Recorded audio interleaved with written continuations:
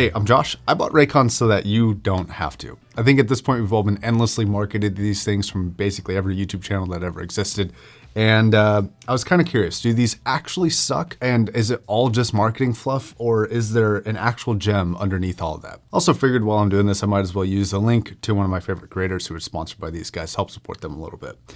Because there's no way in hell I'm downloading Raid Shadow Legends. This review might actually set a precedent for the first time ever of being the only product that looks worse in the product photos than the actual delivered device. Like even on the box, it looks like this kind of cheap plastic high gloss finish. On Amazon, it looks like a cheap plastic high gloss finish. On the website, it does. They really need to hire a better photographer because in person, these things actually look great. Both the case and the buds are this kind of deep red with the satin finish and this soft touch plastic. They actually feel and look really nice. So far so good. The design is pretty simple. I think this is gonna be a very safe shape. It's kind of oval. It doesn't have any weird angles or anything like that. The stem itself is pretty small in circumference and not very deep. This does have a weird fitment issue where I actually felt like the stock tips felt better than any aftermarket tips I put on it. Most aftermarket tips, just because of how they mount, are a little bit too long and that suck the earbud out more. But because of the combination of the soft touch plastic, the safe shape, and being a really lightweight earbud, these things are actually pretty comfortable, and I think they're gonna be pretty well suited for most users. Now I wanna mention, but I'll probably ultimately ignore the kind of Beats copy on the design. It's whatever. These ear tips are actually a little bit strange because the opening for them is actually very, very small. And that's not something I've seen before. I didn't actually really feel like the sound got much better with different ear tips either, which is something to take note of. So switching aftermarket tips, you're probably gonna sacrifice comfort and probably sound quality as well. Now, one of the things I wanted to kind of pay attention to was the marketing material. Most of the marketing material has to do with Ray J.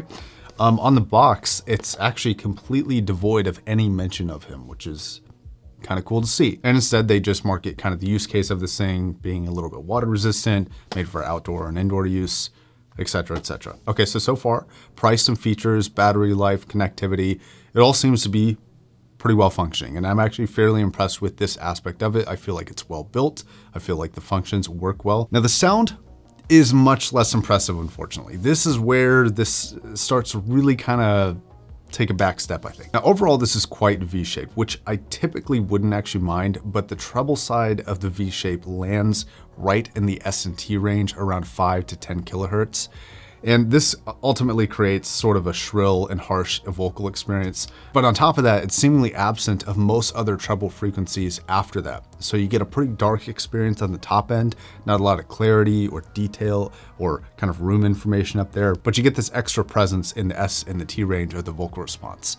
Now this matched with the very big dip in the mid-range, it creates a very harsh and gritting experience. Now you can slightly adjust this with some of the DSP options, but it doesn't really fix the nature of the actual driver and the housing of this headphone. So you can kind of do a little bit to minimize it, but you never completely eliminate it. Now the mid-range, what mid-range?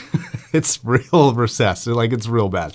So like after about 300 hertz up to about that 5,000 range, it's a pretty big dip in there. So it feels very absent. Vocals feel very small. They do not feel fulfilled or rich or inviting or engaging, capturing, none of that. They feel pretty dead and pretty minimized, which is a little bit unfortunate. Now with certain vocals, they do actually cut through a little bit, but that mostly has to do with that presence in that 5 to 10K region. They pop up there, but the rest of the range, the more deeper, kind of more thorough aspects of a voice do not really have the same delivery on them or the same forwardness. Now, sometimes a V-shaped sound can actually sound pretty good, and I actually don't mind that as a classification of sound, but it really depends primarily on the separation ability of the headphone.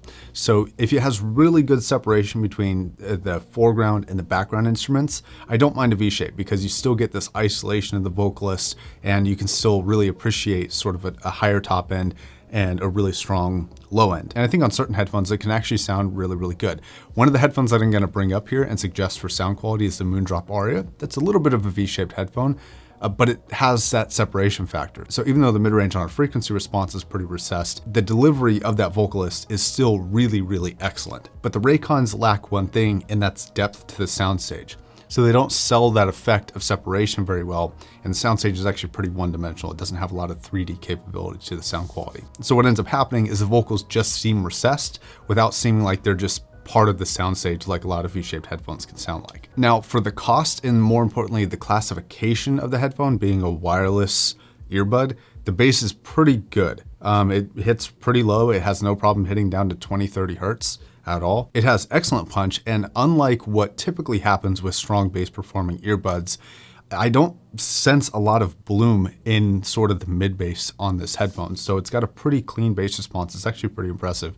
I wouldn't be surprised if they spent a lot of time getting the bass right on this headphone because it sounds awesome. Billa Bossa Nova from Billie Eilish's new album is lovely with these. In fact, I think her soft vocal delivery and her heavy reliance on the bass rhythm is almost like tailor-made for this headphone. It's very impressive with this headphone. It sounds really nice. Now, while the bass is impressive in a bottle, if you're just isolating and analyzing the bass response relative to the big dip in the mid-range and the big dip in the upper treble response, it just seems really powerful. It's not the craziest diversity I've ever seen. I've seen a lot of headphones that only have bass and just never have any treble response, so they just have this really overly bassy, dark experience. This avoids a little bit of that darkness with a little bit of that 5 to 10K region popping up a little bit more. But the bass is a little bit overpowering relative to the mid-range. I'd really like to see some mid-range a little bit more pushed forward in this to even things out a little bit. Now, imaging and soundstage are not that great. You get a center presentation and a slightly right and left presentation, but the depth and the specificity of the imaging, even for the money, is not really that good. Now, a couple genres of music I really did like. I liked really hard rock on this, things like Disturbed and System. Those were really great. Anything that has a heavy emphasis on bass already, regardless of genre, I think you're gonna benefit from this. Even some really good like orchestra music that needs a little bit more emphasis in the bass, I felt like that was really good with this headphone. This headphone's capability complemented that sort of music. But anything that's vocal focused, regardless of genre, you're probably gonna wanna stay away from. At least I stayed away from that. And I felt like I was always tailoring the music I was listening to the capability of the headphone, rather than what it should be, which is listening to whatever I want and finding a headphone that pairs well with what I want. So ultimately, this just isn't the headphone for me. Now, here's the thing with this though. A lot of what you're paying for is like the features, right? This is like a $20 sound quality, but with $60 of features and capability. And that's really how you should look at this. I don't have any problem recommending this to somebody who is into this for the features and not the sound. It functions well, it functions as advertised, the battery life is pretty good. Pairing was excellent. And the use case of it, I don't have any problems with. So I'd say if it fits your needs, it works pretty well. Sound quality though, this is not at all for audiophiles. For the same price, I think you can get a Moondrop Aria, and that is gonna be a wired headphone, so it's not exactly the same class, but the sound quality is just so much better. So if you're gonna spend $70 to $80 and you're looking for something that sounds good, get the Aria, and I would skip the Raycons. So wrapping up, this is more impressive in some areas than I thought it would be. Like the build is better than I actually expected it to be. It's not as cheap as I thought it would be. But the sound, I think, if you follow me, the sound is about what you would expect for something like this. What you see is kind of what you get with this thing. Celebrity pushed, marketed for its use case and not really its sound quality. Okay guys, thanks a lot for watching. My name's Josh, signing off.